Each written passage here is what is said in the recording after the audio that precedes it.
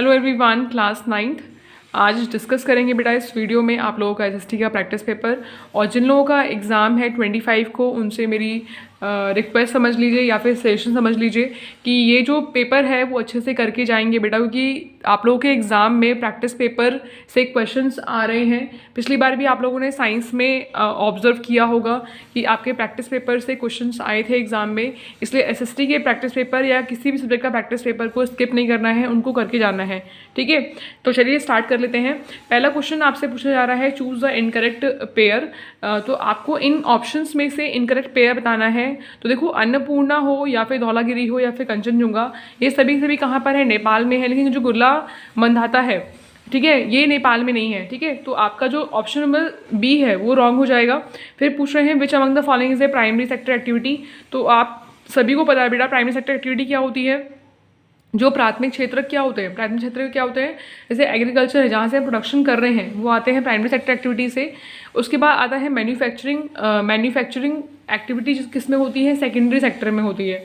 ठीक है, एंड उसके बाद में कम्युनिकेशन एंड आपका जो बैंकिंग है, ये आपका टेरिटरी सेक्टर का पार्ट है। तो आपके इस प्रैक्टिस पेपर में एग्जाम्पल्स पूछे जा रहे हैं इन सेक्टर से रिलेटेड। तो आप लोग डेफिनेशंस को भी प्रिपेयर कर लेंगे, क्योंकि हो सकता है कि आपके एग्जाम में डेफिनेशन से क्वेश्चन आ जाए। ठीक है, तो नेक्स्ट क्वेश्चन देखो क्या बोल रहे हैं आपसे कि इसमें से आपको मैच करना है। तो text levied by the church, यहाँ पे जो ऑप्शन नंबर बी है, टी थे, है ना, तो वो जाएगा आपका। नेक्स्ट क्वेश्चन है text levied by the state, तो उसमें ऑप्शन नंबर आपका जो डी है वो आप मैच कर देंगे, टाइल होता है। And fall of the fort of Bastille, कब बस्टाइल जो जेल थी उसको गिरा दिया गया था, तो आपका 1789 आ जाएगा यहाँ पर। एंड जो फ्रांस बिकम रिपब्लिक, वो 1792 में। ठीक है, तो आप ये लोग ये अच्छे से ऑप्शन कर लेंगे। अच्छा, नेक्स्ट क्वेश्चन देखिए, फोर्थ क्वेश्चन। इसमें क्या बोल रहे हैं? Identify the river on the basis of information. कुछ इन्फॉर्मेशन आपको दे रखी है, तो आप लोगों को आइडेंटिफाई करना है कि जो इन्फॉर्मेशन है वो किस रिवर से रिलेटेड है। तो देखो यहाँ पर ये तो इसका तो आंसर आप लोगों को पता ही है, महानदी है।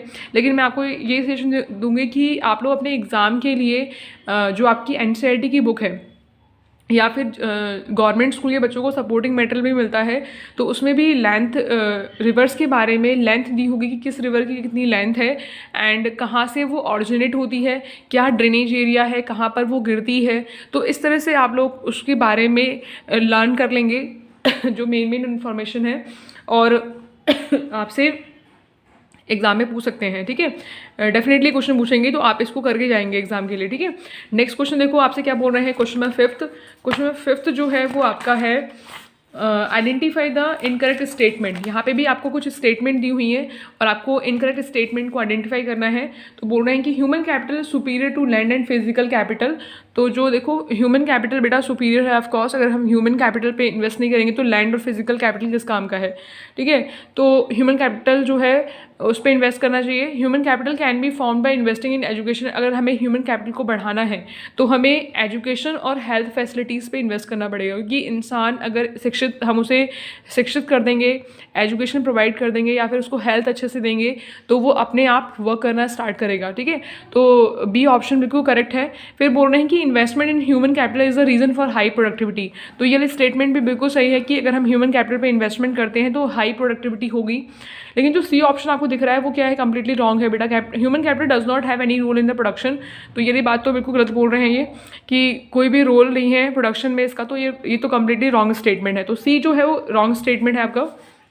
नेक्स्ट देखिए, जो ये आपको एक पैराग्राफ दिया हुआ है, इसमें गांधी जी, जो महात्मा गांधी हैं, उनके बारे वो कुछ बता रहे हैं हमें, कुछ स्टेटमेंट उनकी दी हुई है। I shall strive for constitution which will release India from all. देखो यहाँ से हिंदी में पढ़ देती हूँ मैं। देखो क्या बोल रहे हैं इसमें कि मैं भारत के लिए एक ऐसा संविधान चाहता हूँ जो उसे गुलामी और अधीनता से मुक्त करे। मैं ऐसे भारत के लिए प्रयास करूँगा जिससे गरीब व्यक्ति भी अपना माने और लगे कि देश को बनाने में उसकी भागीदारी है। तो ये जो स्टेटमेंट हमें यहाँ से दिख रही है ना, कि इसमें बोल रहे हैं कि मैं ऐसे भारत के लिए प्रयास करूँगा जिसमें गरीब व्यक्ति भी अपना माने और उससे लगे कि देश को बनाने में उसकी भागीदारी है। तो इट मीन्स वो गरीब और अमीर दोनों के बीच में कोई कोई जो अंतर है या जो मतभेद या फिर एक खाई जो होती है गरीब और अमीर बीच के अमीर लोगों के बीच में, उनको कहीं ना कहीं कम करना चाहते हैं। तो यहाँ पे जो ऑप्शन नंबर सी है बेटा, गरीब एवं अमीर के मध्य खाई नहीं होगी, तो ये जो आंसर है वो करेक्ट हो जाएगा। नेक्स्ट क्वेश्चन देखते हैं, question number 7, the main M of HYB of seeds. तो देखो HYB की फुल फॉर्म क्या होती है बेटा, हाई यील्डिंग वैरायटी सीड्स, जिनसे जो प्रोडक्शन होता है वो बढ़ता है, अच्छी वैरायटी के सीड होते हैं। तो इनका मेन एम क्या है, इनका मेन एम है increase in the yield of grain पर प्लांट, मतलब प्रोडक्शन को बढ़ाना ऑब्वियसली, एक्सेस ऑफ पेस्टिसाइड्स, और ये जो बहुत सारे ऑप्शंस यहाँ पे दिए हैं कि decrease in the yield of grain पर plant and manufacturing of chemical fertiliser, ये सारे रॉन्ग ऑप्शंस हैं आपके। तो ऑप्शन नंबर जो ए है वो आपका करेक्ट जो ऑप्शन है वो जाएगा increase the yielding of grain पर प्लांट। ठीक है, नेक्स्ट क्वेश्चन देखते हैं, which among the following statement are true about Indian constitution.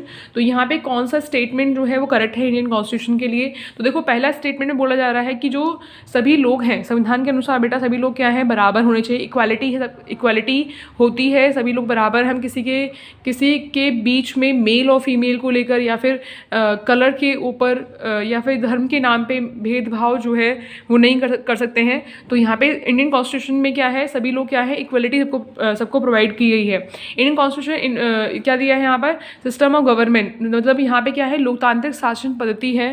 ठीक है, सभी लोग अपने विचारों को स्पष्ट रूप से रख सकते हैं।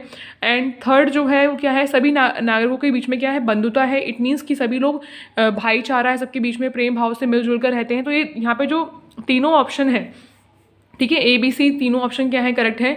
तो आपका जो डी वाला ऑप्शन है, ऑल ऑफ द अबव, वो बिल्कुल करेक्ट हो जाएगा। ठीक है, क्वेश्चन नंबर 9 को डिस्कस करेंगे। नेक्स्ट क्वेश्चन देखते हैं, who wrote the book named two treatises of government. तो यहाँ पे जो टू ट्रीटीज ऑफ गवर्नमेंट है, ये बुक किसने लिखी है।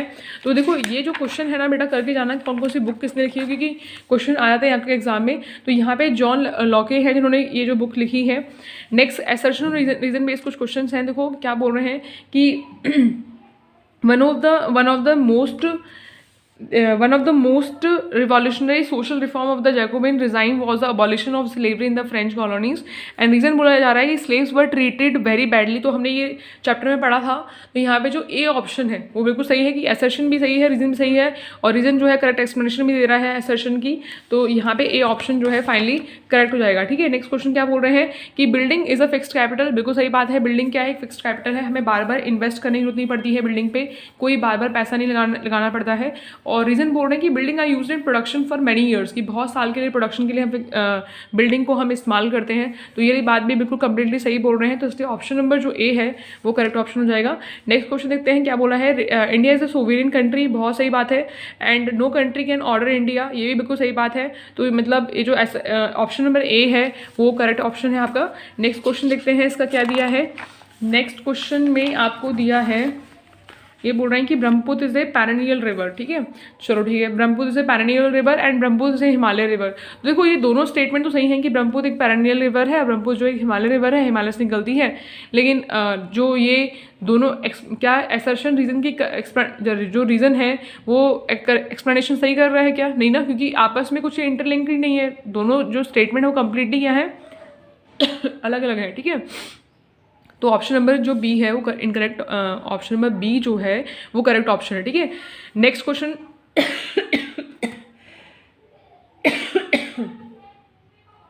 नेक्स्ट क्वेश्चन देखते हैं, क्वेश्चन नंबर 15 क्या बोल रहे हैं, identify the incorrect statement for the following. बोल रहे हैं human capital is superior to land and physical capital, बहुत सही बात है। एंड बोल रहे हैं human can be develop by investing in education and health facilities. तो ये सब सारी चीज़ें बेटा हमने प्रीवियसली पढ़ ली थी कि ह्यूमन कैपिटल जो है वो, अगर हमें ह्यूमन कैपिटल को बढ़ाना है, ऑलराइट, देखो क्या बोल रहे हैं बेटा, identify the following incorrect statement for the following. देखो ए ऑप्शन है आपका, human capital is superior to land and physical capital, कि जो ह्यूमन कैपिटल है वो क्या है, सुपीरियर है लैंड एंड फिजिकल कैपिटल दोनों से ही सुपीरियर है। ठीक है, उसके बाद बोल रहे हैं human capital can be develop by investing in education and health facilities. अगर हमें ह्यूमन कैपिटल को डेवलप करना है ना, तो हमें क्या करना पड़ेगा, एजुकेशन और हेल्थ पे पैसे जो है वो खर्च करने पड़ेंगे। ऐसा क्वेश्चन हमने प्रीवियसली भी कुछ देर पहले पढ़ा था। ठीक है, वही दिया है यहाँ पर। अब बोल रहे हैं कि human capital does not role have play role in the production. तो ये वाली बात क्या है, कंप्लीटली रॉन्ग है। तो यहाँ पे जो सी ऑप्शन है वो क्या हो जाएगा, इनकरेक्ट हो जाएगा। अच्छा, उसके बाद में क्या बोल रहे हैं आपसे, next question, choose the correct option given below with the reference to the corrective measure of national assembly of France. तो अबॉलिशन ऑफ फर्डर सिस्टम, ये भी सही है। अबॉलिशन ऑफ फर्डर सिस्टम मतलब जो सामंती व्यवस्था था उसका अंत हो गया था। Abolition of taxes collected by the church, जो टैक्स लगाता था वो भी समाप्त कर दिया गया था, ठीक है। And churches were allowed to retain the land owned by them, ठीक है। तो ये बात भी क्या है, सही है बेटा। तो सारी स्टेटमेंट जो है हमें कंप्लीट दिख रही हैं, बिल्कुल सही दिख रही हैं। नेक्स्ट क्वेश्चन देखते हैं क्या बोला है, identify the incorrect statement from the following. तो यहाँ से आपको निकालना है इनकरेक्ट स्टेटमेंट। तो पहला बोला है there is a time gap of 2 hours the local time of Gujarat and Arunachal Pradesh. बहुत सही बात है ये, गुजरात और अरुणाचल प्रदेश के बीच में 2 hours का टाइम डिफरेंस होता है, ये हमने पढ़ा था। फिर बोल रहे हैं कि 23 degree 30 north latitude divide India in almost 2 equal parts. ये वाली बात भी ठीक है बेटा, लेकिन जो बोल रहे हैं ना 82 degree 30 east longitude pass through Gujarat, ये जो स्टेटमेंट है वो कम्प्लीटली रॉन्ग है। तो सी ऑप्शन रॉन्ग हो जाएगा, ठीक है। इसलिए यहाँ से इसका आंसर हो जाएगा बेटा सी। नेक्स्ट क्वेश्चन देखो क्या बोल रहे हैं। नेक्स्ट क्वेश्चन आपका क्वेश्चन नंबर है 18। बोल रहे हैं कि John has done post graduate but he does not have any work. कि जॉन ने पोस्ट ग्रेजुएशन कर लिया लेकिन उसके बाद में कोई काम नहीं करने के लिए। तो ये कौन सी अनएम्प्लॉयमेंट को दिखा रहा है। तो यहाँ पे हो जाएगा एजुकेटेड अनएम्प्लॉयमेंट। देखो यहाँ पे आपको ये कुछ केस दिया है ना, तो आप लोग अपने एग्ज़ाम के लिए सबसे पहले तो जितनी भी अनएम्प्लॉयमेंट है, जैसे यहाँ पे सीजनल दिया है, एजुकेटेड दिया है, डिस्कस दिया हुआ है, तो ये तो आपको अनएम्प्लॉयमेंट्स के बारे में पढ़ना है, डेफिनेशंस को। और प्लस जो केसेस आ सकते हैं आपके एग्ज़ाम में किसी और से रिलेटेड भी, कि मान लीजिए जैसे सीजनल अनएम्प्लॉयमेंट में वो दे देंगे आपको कि एक व्यक्ति है जो कि गर्मियों के मौसम में आइसक्रीम लगाता है, बेच रहा है, तो सर्दियों में वो बेरोजगार हो जाएगा। तो ये कौन से अनएम्प्लॉयमेंट को दिखा रहा है बताइए, है ना। तो ये सीजनल अनएम्प्लॉयमेंट है। तो इस तरह से आपके एग्जाम में कुछ केसेस देकर आपसे अनएम्प्लॉयमेंट के क्वेश्चन पूछ लेंगे। तो यहाँ पे ये वाला क्वेश्चन प्रैक्टिस पेपर में आ रखा था, एग्जाम में कुछ और पूछ सकते हैं आपसे, ठीक है। तो आप लोग इसको करके जाएंगे, ठीक है। नेक्स्ट क्वेश्चन देखो क्या बोल रहे हैं, the southern part of the western coastal plain is, इसको मालाबार कोस्ट बोलते हैं। And which type of crop is wheat, तो रबी क्रॉप है। और ऐसा भी क्वेश्चन एग्जाम में पूछ सकते हैं बेटा, कोई डिफरेंट पूछ लेंगे आपसे कि कोई और एग्जाम्पल दे देंगे और आपसे पूछेंगे ये रबी क्रॉप है, जायद क्रॉप है, खरीफ क्रॉप है। तो आप लोगों से मैं यही बोलूँगी कि आप लोग इनकी डेफिनेशन भी लर्न करें ना, रबी, खरीफ एंड जायद की कब से कब तक उगाई जाती है, कब कटती है फसलें, और इसके एग्जाम्पल जो है वो लर्न करके जाएंगे, ठीक है। नेक्स्ट क्वेश्चन देखो क्या बोल रहे हैं आपसे कि वनों का हमारे जीवन में क्या इंपॉर्टेंस है, वो आपको बताना है। देखो बेटा, ये जो क्वेश्चन है वो 2 marks का है, और मैंने यहाँ पे तीन पॉइंट्स लिखे हैं। तो आप कोई वैसे तो 3 लर्न कर लो, बाई चांस कभी भूल जाओ एग्जाम में तो एटलीस्ट 2 तो लिख के आ ही जाओगे। तो देखो पहला पॉइंट है आपका मेंटेनिंग क्लाइमेट ऑफ प्लेस। जो फॉरेस्ट होते हैं वो मेंटेन करते हैं क्लाइमेट किसी भी स्थान का, कंट्रोल करते हैं टेम्परेचर के ऊपर, और नेचुरल हैबिटेट्स जो होते हैं, मतलब कि जो जानवर हैं, पशु पक्षी जो होते हैं, उनको रहने के लिए स्थान भी प्रोवाइड करते हैं कौन, आपके फॉरेस्ट, ठीक है। नेक्स्ट हिंदी वालों के लिए मैंने लिखा हुआ है, तो आप लोग इन पॉइंट्स को लिखेंगे कि वर्षा लाने में सहायक होते हैं, जलवायु को सामान्य बनाना इनका काम होता है, और वन्य प्राणी का आश्रय स्थल भी क्या होते हैं, फॉरेस्ट होते हैं। नेक्स्ट क्वेश्चन देखिए क्या बोल रहे हैं, इसका और वाला part, right any 2 importance of forest act of 1878। तो यहाँ पे आप लिखेंगे 1878 अधिनियम ने वनों को आरक्षित और संरक्षित वनों में विभाजित किया है, ठीक है। आरक्षित वन वे होते हैं जिनमें कोई प्रवेश नहीं कर सकता है, और संरक्षित वन वे होते हैं जिनका उपयोग लोग ईंधन की लकड़ी और लघु वन उपज के लिए संग्रह के लिए करते हैं, ठीक है। और इंग्लिश वाले भी लिख देंगे कि the forest act of 1878 divide forest into reserve and protected forest, कि इन्होंने 2 पार्ट में फॉरेस्ट को डिवाइड किया, ठीक है। एक तो होता है रिजर्व फॉरेस्ट और एक होता है protected forest. Reserve forest were those forest in which no one could enter, ठीक है। रिजर्व फॉरेस्ट क्या है, इसके अंदर कोई भी एंटर नहीं करेगा। बट प्रोटेक्टेड कौन से होते हैं, वो होते हैं that would be use by people for collecting of fuel, would and minor forest product, ठीक है। तो यहाँ पे जो भी छोटी मोटी सामान वगैरह लेना है, जैसे लकड़ी काट के ले जा रहे हैं अपने घर में यूज़ करने के लिए, ठीक है, तो उन सब के लिए जो होते हैं वो हमारे प्रोडक्टिव होते हैं, ठीक है। नेक्स्ट क्वेश्चन क्या बोल रहे हैं आपसे, how is poverty line determined in India. तो हमें अगर इंडिया में पॉवर्टी लाइन को चेक करना है तो हम किस बेस पे देखेंगे? देखो यहाँ पे 2 बेसिस हैं बेटा, on the basis of calories and on the basis of income, ठीक है। तो कैलोरीज के बेस में रूरल और अर्बन एरिया से अलग अलग है, 2400 है वहाँ पे रूरल में और अर्बन में 2100। और इनकम के बेस पे भी 2 पार्ट में डिवाइड कर दिया है, रूरल में 816 पर मंथ कोई कमा रहा है तो, और अर्बन एरिया में 1000 पर मंथ। और ये डेटा बहुत पुराना है, आपकी बुक में ये दिया है तो आप लोगों को यही लिखना है एग्जाम के लिए। नेक्स्ट हिंदी वाले बच्चे भी देख लेंगे, ग्रामीण क्षेत्रों में 2400 कैलोरी ये सब दिया है, आप एक बार देख के और अच्छे से लिख लेना इसको, ठीक है। 23 देखते हैं ना। 23 क्वेश्चन में क्या है, what do you understand by model code of conduct. तो मॉडल कोड ऑफ कंडक्ट क्या होती है बेटा, मतलब आदर्श आचार संहिता क्या होती है।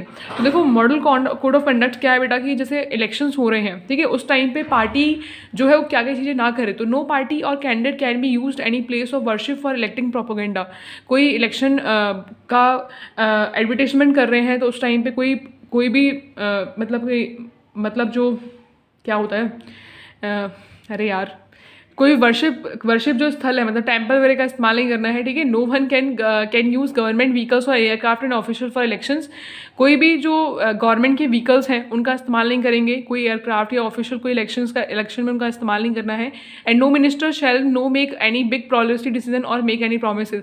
अब ये नहीं कि वहाँ पे खड़े हुए हैं क्या कहते हैं आपके मंच पे और फॉल्स मतलब जो प्रोमिस करते जा रहे हैं कि आप मुझे वोट दोगे तो मैं आपकी ये चीज़ें करवा दूंगा, है ना, या फिर कुछ योजनाएं निकाल दी लोगों के लिए। तो आपको उस टाइम पे इलेक्शन के टाइम पे ऐसी सारी चीज़ें जो है वो नहीं करनी है। और हिंदी वाले जो बच्चे हैं वो भी देख लेंगे कि आदर्श आचार संहिता के अनुसार किसी भी पार्टी को धार्मिक स्थल पर चुनाव प्रचार का अधिकार नहीं है। कोई भी पार्टी चुनाव के प्रचार के लिए किसी सरकारी गाड़ी का प्रयोग नहीं कर सकता है, ठीक है, इस तरह से लिखेंगे। नेक्स्ट आपसे बोल रहे हैं कि चुनाव के प्रचार करते समय कोई भी मंत्री कोई योजना नहीं निकाल सकता है या कोई वादा नहीं कर सकता है, ठीक है। नेक्स्ट क्वेश्चन देखते हैं आपका, define the minimum support price. तो मिनिमम सपोर्ट क्या है बेटा, एमएसपी क्या है। The FCI purchase wheat rice for the government for the farmers of surplus state of pre announce period, this price is called minimum support price. तो government जो है बेटा वो फार्मर्स से जो वीट वगैरह है, वीट या राइस जो है वो पहले से प्री अनाउंस्ड प्राइस पे ले लेती है, उसको बोलते हैं मिनिमम सपोर्ट प्राइस, ठीक है। भारतीय खाद्य निगम अधिशेष उत्पादन करने वाले राज्यों में किसानों से गेहूं चावल खरीदता है। किसानों को अपनी फसलों को बुआई के मौसम से पहले ही ये जो कीमतें होती हैं वो घोषित कर दी जाती हैं, और फसलों के उत्पादन के प्रोत्साहन देने के उद्देश्य से सरकार न्यूनतम समर्थन मूल्य की घोषणा करती है, ठीक है। तो इस तरह से बेटा आपके साथ में मैंने सेक्शन ए और सेक्शन बी जो है वो डिस्कस कर लिया है। सेक्शन सी की वीडियो जल्दी अपलोड हो जाएगी चैनल पे, आप लोग को इस वीडियो के नीचे भी डिस्क्रिप्शन में आपको लिंक मिल जाएगा, ठीक है। अपनी जो प्रैक्टिस पेपर को बेटा बिल्कुल भी नहीं छोड़ना है, अच्छे से करके जाना है और अच्छे से तैयारी करिए। All the best.